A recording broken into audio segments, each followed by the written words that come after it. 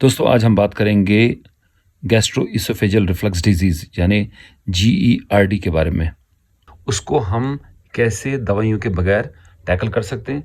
मैं आपको 11 पॉइंट्स बताऊंगा जो आप नोट कीजिए, जिससे आपका GERD कंट्रोल में आएगा। जो हमारा स्टमक है उसमें एसिड होता है, तेज़ाब होता है, और ये एसिड डाइजेशन के लिए हेल्प करता है और खाने को डाइजेस्ट करने के बाद, नरम करने के बाद आगे बढ़ाता है पाइलोरिस की तरफ और ड्यूोडेनम की तरफ और बाद में इंटेस्टाइन आंतड़ियों की तरफ। लेकिन कभी क्या होता है, जो हमारा एसिड है स्टमक में ये ऊपर चले जाता है, ये रिफ्लक्स होके इसोफेगस में चले जाता है। इसोफेगस में नॉर्मली एसिड नहीं होता है और एक वाल्व होता है, ये दिखा रहा हूँ मैं, ये वाल्व होता है जो स्टमक और इसोफेगस के बीच में होता है। यानी मैदा और जो हमारी ये खाने की नाली है, उस नली के दोनों के बीच में जो है एक वाल्व होता है। ये यूनि डायरेक्शनल वाल्व होता है, यानी फ्लो जो है एक तरफ जा सकता है सिर्फ। लेकिन कभी क्या होता है, ये वाल्व जो है ख़राब हो जाता है या ढीला पड़ जाता है, तो उसकी वजह से जो एसिड है स्टमक का वो रिफ्लक्स होके ऊपर चले जाता है इसोफेगस में, और हमारी जो फूड पाइप है ये बर्न होने लगती है और ये बहुत ज़्यादा पेन देती है, जलन देती है, खटास हो जाती है, मुंह तक खटास आती है, और ये एसिड मुंह में भी आ सकता है और कभी कभी तो ये हमारे ब्रीदिंग को भी डिफ़िकल्टी करता है, गला ख़राब कर देता है और ब्रीदिंग में भी डिफ़िकल्टी होती है। तो इसको हम बोलते हैं gastro oesophageal reflux disease. Stomach से इसोफेगस में रिफ्लक्स हो रहा है एसिड, ये डिजीज़ है। आज मैं आपको वो 11 चीज़ें बताऊंगा जिसकी वजह से आप दवाइयों के बगैर ही ये GERD को कंट्रोल कर सकते हैं। तो चलिए अपना वीडियो स्टार्ट करते हैं। पहले नंबर पर आता है कि जब आपको खाना खाना है शाम को, वो आप लाइट डिनर कीजिए। जैसे मैं हमेशा बोलता हूँ कि dinner should be the lightest meal of the day. अपने स्टमक को, अपने मैदे को खाने से टाइट फिल मत कीजिए। जितना आप टाइट फिल करेंगे, जितना ज़्यादा खाएंगे डिनर, उतना आपको चांस है कि रिफ्लक्स हो जाएगा। दूसरा पॉइंट है कि अपना जो खाना है आपका, ये आप आराम से खाइए, स्लोली खाइए और चबा के खाइए। जो अपने मोबाइल वगैरह है उनको साइड में रखिए और खाने को आराम से खाइए, यानी नवाला नवाला करके एक एक नवाला खाइए। इससे क्या होता है, जो फूड है, खाना जो है वो डाइजेस्ट होता है, मुंह में ही डाइजेस्ट होने लगता है। मुंह में ही हमारे सलाइवा होता है और इसमें एंजाइम्स होते हैं जिससे कि खाना स्टार्ट हो जाता है डाइजेस्ट होना, और ये जब स्टमक में जाता है तो बाकी स्टमक में भी डाइजेस्ट हो जाता है, ड्यूोडेनम की तरफ और इसोफेगस की तरफ ये वापस नहीं आएगा। तो डाइजेस्टेड फूड जो है वो ज़्यादा आगे अच्छी तरह से चलेगा। तीसरे नंबर पर आता है कि आप स्पाइसी डाइट नहीं खाएंगे। स्पाइसी डाइट मतलब मिर्ची है, मसाले है, सॉसेज हैं, बाकी चीज़ें हैं जो कड़वी हैं, वो आप नहीं खाएंगे। आप प्रेफर करेंगे ब्लैंड फूड जिनमें मसाला मिर्ची ना हो और बिल्कुल टेस्ट में तीखा ना हो। इन स्पाइसी फूड से क्या होता है कि जो LES है, ये जो लोअर इसोफेजियल स्फिंक्टर जैसे मैंने बताया था आपको, वो खुल जाता है, लूज पड़ जाता है और ये एसिड जो है ऊपर रिफ्लक्स हो जाता है। तो स्पाइसी फूड आप अवॉइड करेंगे। खाना खाने के बाद देखते हैं हम लोग कि कुछ लोग जल्दी सो जाते हैं, उसकी वजह से भी GERD होता है। तो हम ये मानते हैं कि जब खाना आप खाते हैं तो उसके बाद मिनिमम 2.5 से 3 घंटे तक आप नहीं सोएंगे।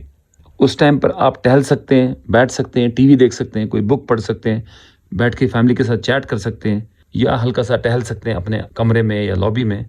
2.5 घंटे निकालने के बाद फिर आप आराम से सो सकते हैं। 5वां पॉइंट ये है दोस्तों कि जब आप रात को सोते हैं तो अपना जो हेड एंड जो है ना, यानी अपना जो हेड है ना, वो ऊंचाई की तरफ रखिए, एलिवेट कीजिए, बेड से थोड़ा ऊंचा रहे।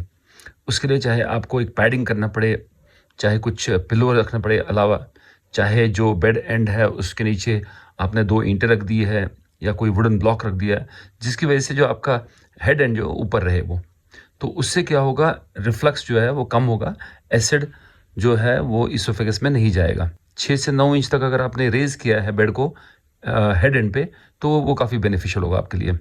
छठे नंबर पर आता है कि जब आप स्टार्ट करते हैं सोना, तो उस टाइम पर आप लेफ़्ट साइड पर पहले सोइए, कुछ देर लेफ़्ट साइड पर सोइए और उसके बाद आधे घंटे, घंटे के बाद आप राइट पे टर्न कर सकते हैं, लेकिन इनिशिएट कीजिए लेफ़्ट साइड पे सोना। उससे भी देखा गया है कि एसिड कम रिफ्लक्स होता है। 7वें नंबर पर है स्टॉप स्मोकिंग। अगर आप चाहते हैं कि आपको GERD ना हो तो आपको ज़रूरी स्मोकिंग बंद करनी है। स्मोक से क्या होता है, जो लोअर इसोफेजियल स्फिंक्टर है वो खुल जाता है, वो डायलेट हो जाता है, लूज पड़ जाता है और एसिड जो है ऊपर आता है, उससे जलन होती है बहुत। इसलिए आपको स्मोकिंग हर सूरत में बंद करनी है, द सूनर द बेटर। 8वें पॉइंट पर है कि आप अपना वज़न जो है वो मेंटेन करोगे। हल्के रहोगे। जो एक्स्ट्रा वज़न होता है, एक्स्ट्रा केजीज़ होते हैं एब्डोमेन पे, वो अपने आपके एब्डोमेन पे को प्रेशर करके, स्टमक को प्रेस करके एसिड को रिफ्लक्स कराते हैं। तो देखा गया कि जो मोटे लोग हैं, मोटे लोगों में रिफ्लक्स ज़्यादा होता है।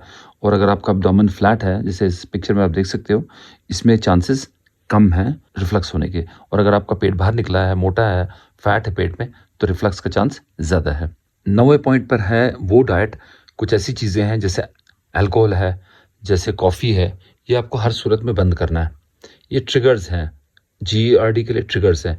इवन फैटी डाइट देखा गया, अगर रात को आप खाओगे तो आपको रिफ्लक्स जो है वो ज़्यादा होता है, या पेपरमिंट से भी रिफ्लक्स ज़्यादा होता है। उसके बदले आप कुछ ब्लैंड चीज़ें ले सकते हो जिससे आपको नींद भी अच्छी आएगी। जैसे मिल्क है, दूध अगर आप पिएंगे तो वो एसिड को न्यूट्रलाइज करेगा और एक अच्छी नींद भी देगा। कुछ लोगों को बहुत शौक होता है कि शाम के टाइम सोने से पहले एक कॉफ़ी का कप पी लिया जाए, या कुछ स्ट्रॉन्ग चाय पी ली जाए। या बहुत लोगों को एक बुरी आदत होती है कि अल्कोहल पीते हैं शाम को खाने के बाद। तो अल्कोहल तो वैसे भी बंद नहीं पीना चाहिए। खाने के बाद अगर आप अल्कोहल पियो या कॉफ़ी पियो तो बहुत चांस है कि आपको रिफ्लक्स हो जाएगा, और ये आपके थ्रोट में आके इवन आप एस्पिरेट भी करोगे। एस्पिरेट करना हो गया यानी लंग्स में जा सकता है ये, और डेंजरस प्रूव हो सकता है, और इससे एस्पिरेशन निमोनिया भी हो सकता है। तो आप हर सूरत में अल्कोहल बंद कीजिए, और शाम को खाने के बाद कॉफ़ी अवॉइड कीजिए। 10वें नंबर पर आता है कि आप सोने टाइम अपना गाउन, लूज़ गाउन पहनिए। जो आपके नाइट ड्रेस है, नाइटी है वगैरह, वो लूज़ होनी चाहिए, वो टाइट नहीं होनी चाहिए। अगर आप टाइट फिटिंग क्लोथ्स पहनोगे रात के टाइम तो उससे भी एब्डोमेन पर प्रेशर पड़ता है, पेट पर प्रेशर पड़ता है, और जो लोअर इसोफेजियल स्फिंक्टर है वो खुल जाता है, और एसिड जो ऊपर जाता है। इसीलिए रात के टाइम आप लूज़ कपड़े पहनिए, नाइटी जो है आपकी लूज़ हो, खुले कपड़े पहनिए, तो उससे आपको रिफ्लक्स कम होगा।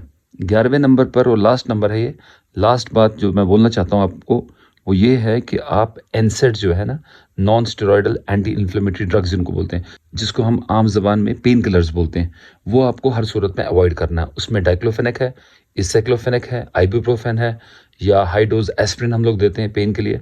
ये चीज़ें जो हैं ये आपको अवॉइड करनी है, क्योंकि ये चीज़ों से स्टमक की एसिडिटी भी बढ़ती है और रिफ्लक्स भी ज़्यादा होता है, और प्रॉब्लम्स भी ज़्यादा होती हैं। इसीलिए आपको ये दवाइयाँ बंद करनी है। आपको जितना हो सके प्लेन पैरास्टामोल खाइए, लेकिन ये पेन किलर्स अवॉइड कीजिए।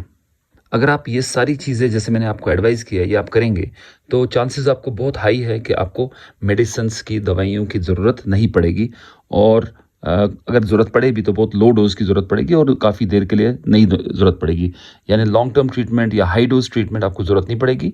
और नॉन फार्माकोलॉजिकल तरीके से ही, घरेलू उपाय बोलते हैं, या घर के ट्रीटमेंट बोलते हैं, या हमारे जो नॉन मेडिकल ट्रीटमेंट है, नॉन फार्माकोलॉजिकल ट्रीटमेंट है, वो आप करें। जैसे मैंने आपको बताया, ये सारी चीज़ें ये आपको डेफिनेटली आपको बेनिफिट देंगी। सो ऑल द बेस्ट दोस्तों। मेरा वीडियो देखने के लिए बहुत बहुत शुक्रिया। मेरे वीडियो को लाइक कीजिए, मेरे चैनल को सब्सक्राइब कीजिए, और बेल आइकन को दबाइए ताकि आपको नोटिफिकेशन मिले।